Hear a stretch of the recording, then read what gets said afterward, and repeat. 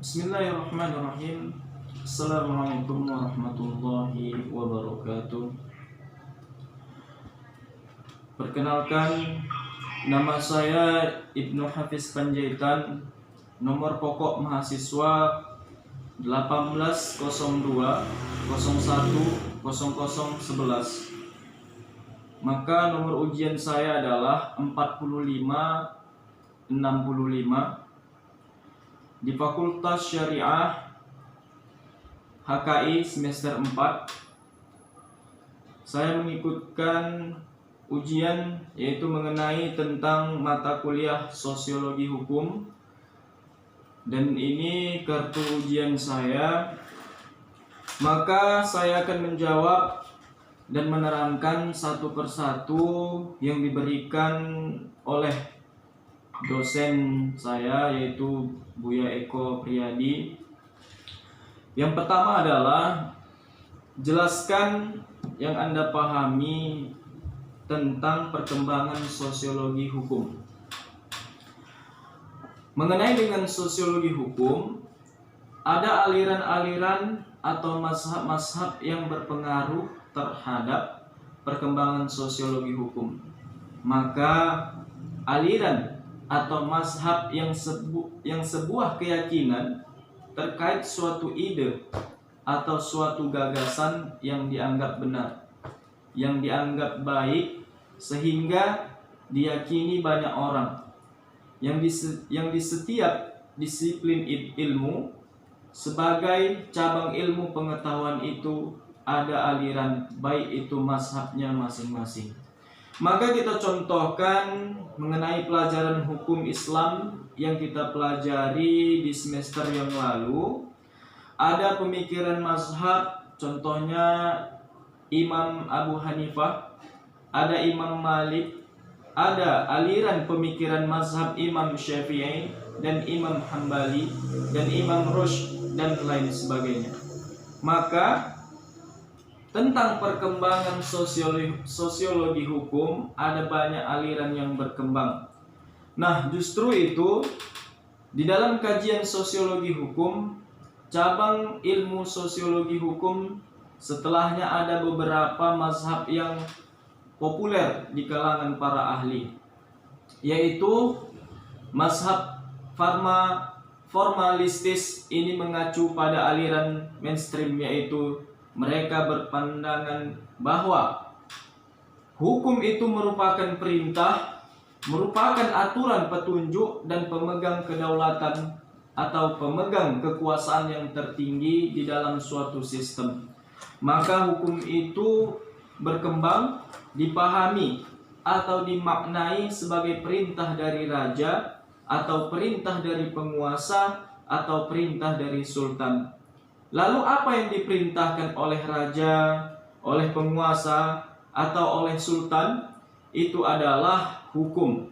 Dan apa yang dilarang oleh raja, sultan, bahkan penguasa, itu adalah hukum. Kenapa demikian? Karena merekalah pemegang kekuasaan tertinggi, karena merekalah memegang kedaulatan, maka itu adalah bagian dari mazhab formalistis ini. Maka konsep hukum positif kita adalah bahwa norma atau aturan yang dibuat oleh lembaga negara yang memiliki kewenangan untuk membentuk undang-undang. Kemudian berikutnya adalah ada disebut dengan aliran atau mazhab sejarah dan kebudayaan. Menurut mazhab atau pemikiran ini, hukum itu merupakan manifestasi atau perwujudan wujud nyata atau kesadaran hukum yang ada di tengah masyarakat. Oleh karena itu bersumber dari adat istiadat, baik itu keyakinan atau kepercayaan yang diyakini oleh masyarakat itu sendiri. Maka dia tumbuh secara alami. Lalu menurut mazhab ini atau pemikiran ini, hukum produk dari proses legislasi atau proses pembentukan undang-undang yang dibuat oleh lembaga negara. Tapi dia merupakan manifestasi perwujudan dan kesadaran hukum yang ada di dalam masyarakat. Dan itulah sebabnya aliran atau mazhab sejarah dan kebudayaan ini itu memiliki kelemahan. Kenapa? Karena hukum yang berkembang dari kesadaran masyarakat itu, dia tidak memiliki kekuasaan hukum meningkat karena dia tidak buat oleh lembaga negara yang memiliki otoritas atau yang memiliki kewenangan. Sehingga karena dia tidak memiliki kekuatan hukum meningkat atau mengikat, maka sanksinya pun juga hanya berupa sanksi yang bersifat moral saja. Tidak bisa diberikan sanksi hukum karena sifatnya merupakan kesadaran masyarakat. Jadi kalau masyarakat itu sadar, maka dia akan patuh pada hukum. Kalau dia tidak sadar, maka dia tidak akan patuh dan kita tidak bisa menegakkan hukum. Kenapa? Karena sifatnya bersifat sukarela, maka dia tidak relevan di era modern seperti di zaman sekarang ini. Kemudian ada mazhab atau aliran pemikiran utilitarianisme, bahwa hukum itu seharusnya berfungsi untuk menegakkan keadilan dan kebenaran sehingga bisa terwujud kebahagiaan manusia dan hilangnya penderitaan manusia. Maka mazhab ini bersifat filosofis. Jadi mazhab utilitarianisme ini lebih bersifat filosofis terkait dengan nilai-nilai utama dari tujuan adanya hukum. Yang pertama adalah menegakkan keadilan dan kebenaran, dan kedua untuk mengatur masyarakat, untuk menertibkan masyarakat, maka kebahagiaan masyarakat akan terjadi. Kenapa bisa seperti itu? Karena keadilan ditegakkan, kebenaran ditegakkan, sehingga kehidupan menjadi akan tertib dan lebih baik lagi. Selanjutnya, aliran atau mazhab sosiologi judicial jurisprudence. Maka hukum positif berlaku di suatu yang resmi oleh suatu negara itu bisa berjalan efektif apabila nilai disesuaikan selaku selaras, seiring dan hukum yang hidup di tengah masyarakat. Maka menurut mazhab sosiologi judicial jurisprudence, yang dimaksud ialah hukum positif. Hukum yang terdapat di perundang-undangan itu hanya bisa dijalankan secara efektif, hanya bisa ditegakkan apabila sesuai dengan kesadaran hukum yang di tengah masyarakat. Baiklah, mengenai tentang pemikiran, di sini disertakan pemikiran Max Weber dan Emil Durkheim. Jadi saya akan menjelaskan tentang pemikiran Max Weber ini. Max Weber ini adalah ilmuwan berkebangsaan Jerman. Dalam pemikirannya, Max Weber ini berpendapat bahwa ada pengaruh yang besar ajaran agama terhadap perubahan sosial yang terjadi di masyarakat. Pemikiran dari Max Weber ini lebih erat kaitannya dengan sosiologi agama. Dan yang kedua, pemikiran Emil Durkheim, salah satu ilmuwan berkebangsaan Perancis.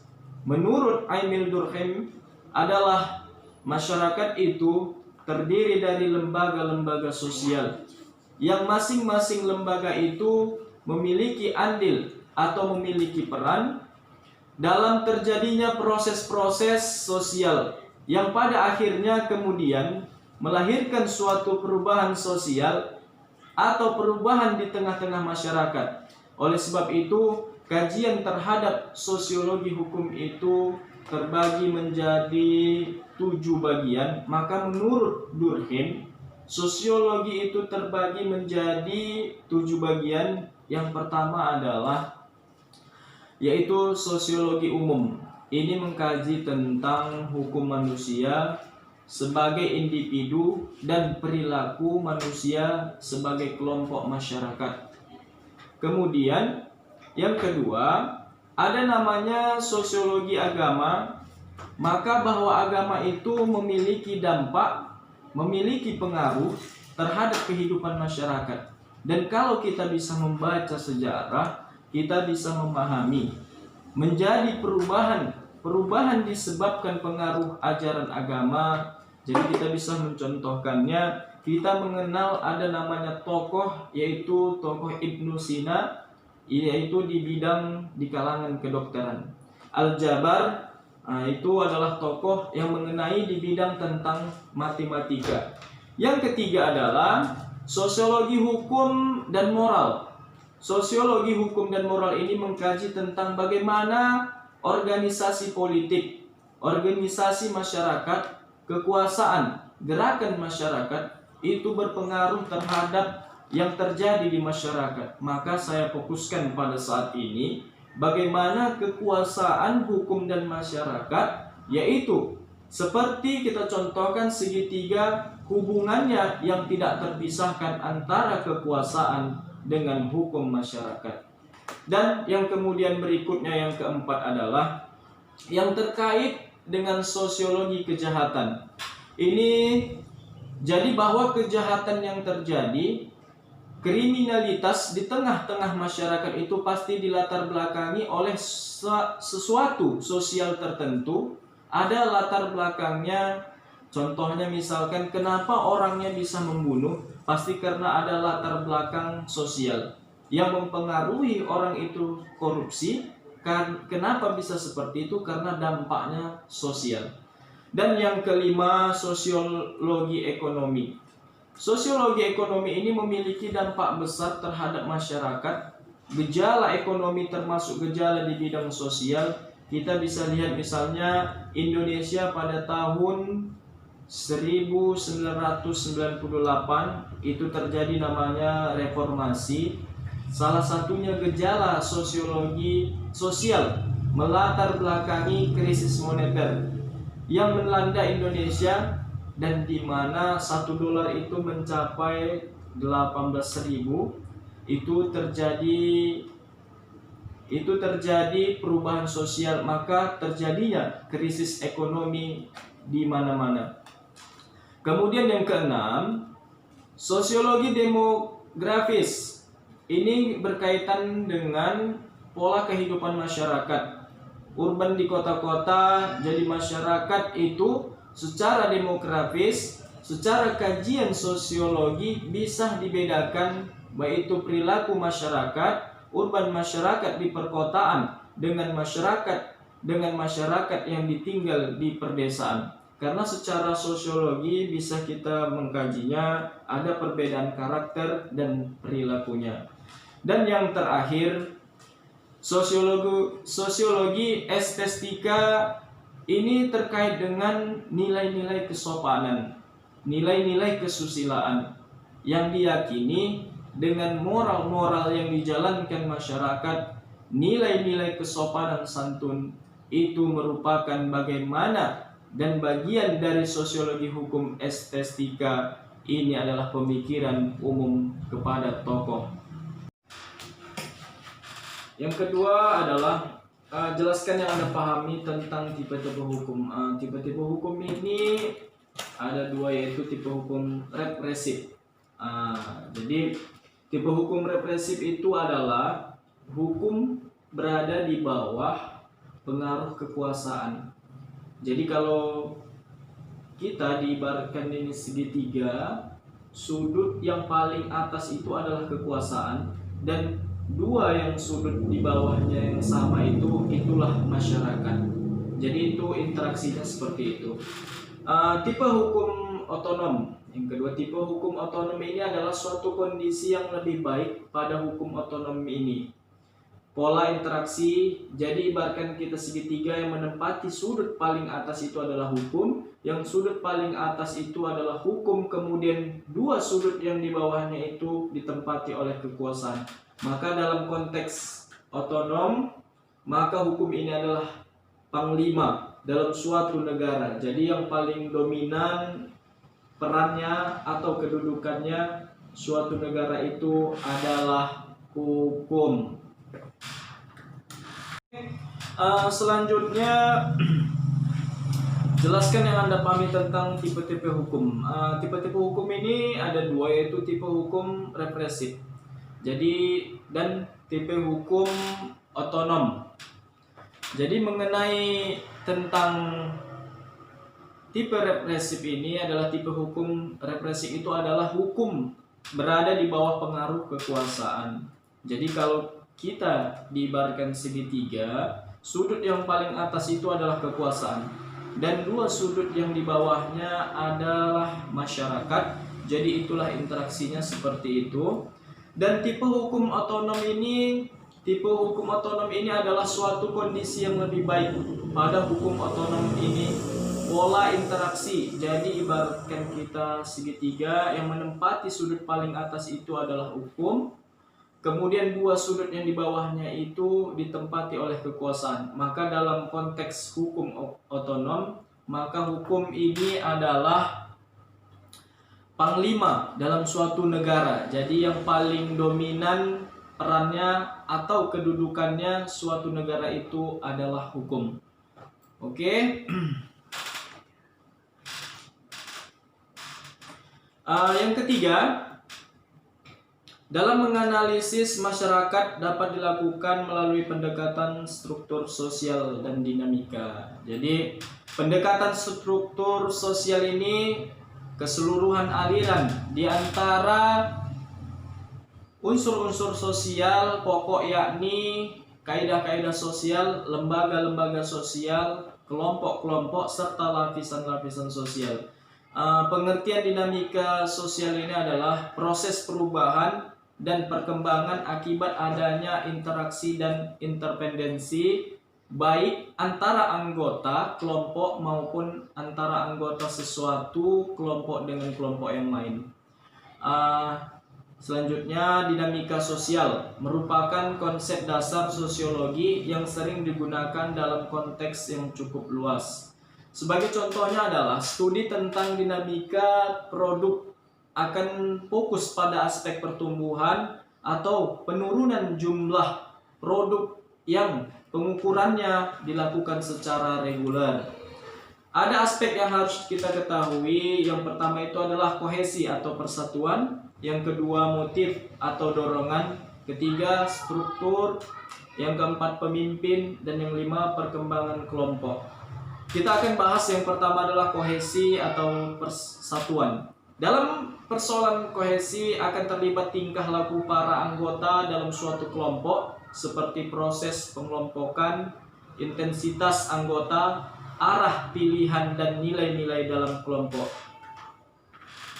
Motif atau dorongan. Persoalan motif berkisar pada perhatian anggota terhadap kehidupan kelompok, seperti kesatuan kelompok, tujuan bersama, dan orientasi diri terhadap kelompok. Dan selanjutnya struktur. Persoalan ini terlihat pada bentuk pengelompokan, bentuk hubungan, perbedaan kedudukan antara anggota, dan pembagian tugas. Dan selanjutnya pemimpin. Pimpinan ini, persoalan pimpinan sangat penting pada kehidupan kelompok sosial. Hal ini terlihat pada bentuk-bentuk kepemimpinan atau tugas pimpinan dan sistem kepemimpinan. Dan yang terakhir, perkembangan kelompok. Persoalan ini, berkembangnya kelompok dapat dilihat dari perubahan dalam kelompok, perpecahan kelompok, keinginan anggota untuk tutup berada dalam kelompok, dan sebagainya. Yang keempat adalah jelaskan yang Anda pahami tentang bagaimana proses terjadinya perubahan sosial dan pengaruh terhadapnya perubahan hukum. Ini bisa kita lihat di proses perubahan sosial. Konsep perubahan sosial yang terjadi di tengah-tengah masyarakat yang mempengaruhi banyak hal. Salah satunya demikian adalah proses pembaharuan atau penemuan-penemuan yang mempengaruhi perubahan sosial. Yang pertama adalah invasi, adalah penemuan yang baru berupa ide yang dituangkan dalam suatu kegiatan, pemecahan masalah yang spesifik dalam bidangnya, berupa proses atau hasil produksi maupun pengembangan proses. Yang kedua, inovasi. Inovasi ini adalah salah satu ide barang, kejadian, metode yang dirasakan dan diamati sebagai suatu hal yang baru bagi seseorang atas kelompok orang, baik hasil invensi atau yang lainnya. Selanjutnya, pengaruh perubahan hukum sosial. Pengaruh hukum sosial ini pada hakikatnya perubahan hukum dimulai dari adanya kesenjangan antara keadaan yang terjadi menjadi perubahan, sehingga kebutuhan akan perubahan itu semakin mendesak. Dan yang terakhir, soal terakhir adalah mengenai jelaskan yang Anda pahami tentang hubungan hukum dan masyarakat serta fungsinya. Yang pertama adalah hubungan hukum adalah hubungan antara dua subjek hukum atau hukum lebih atau hak dan kewajiban. Di satu pihak berhadapan dengan hak dan yang kewajiban yang lain. Ada 3 unsur yang kita mengenai tentang hubungan hukum. Yang pertama adalah orang-orang yang berhak kewajiban saling berhadapan. Yang kedua, objek terhadap mana hak atau kewajiban, dan yang ketiga, hubungan harus memenuhi. Yang selanjutnya, hubungan hukum dengan masyarakat, yaitu merupakan peraturan-peraturan baik yang tertulis maupun yang tidak tertulis, yang pada dasarnya berlaku dengan diakui orang sebagai peraturan yang harus ditaati dalam kehidupan bermasyarakat. Mungkin inilah yang dapat saya sampaikan. Mudah-mudahan ini bermanfaat bagi kita semua. Amin amin ya rabbal alamin.